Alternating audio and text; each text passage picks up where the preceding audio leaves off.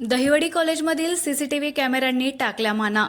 सध्या महिला सुरक्षितता हा महत्त्वाचा विषय राज्यभर आणि देशभर गाजत असताना मान तालुक्यातील दहिवडी कॉलेजमधील कॉलेज प्रशासनाला याची काहीही देणं घेणं पडलं नसल्याचं चित्र समोर येऊ लागलंय.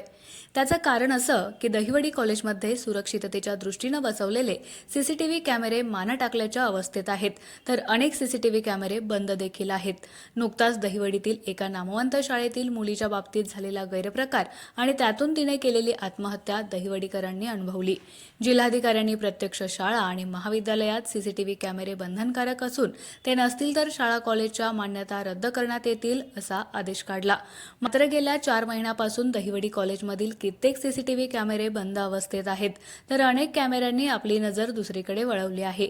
यामुळे महिला आणि महाविद्यालयीन मुलींच्या सुरक्षिततेचा गंभीर प्रश्न निर्माण झाला तर नवल वाटायला नको. त्यामुळे नॅक मानांकनात प्रथम क्रमांक पटकावलेल्या या दहिवडी कॉलेजने सीसीटीव्ही कॅमेरे हे फक्त शोला बसवले आहेत का?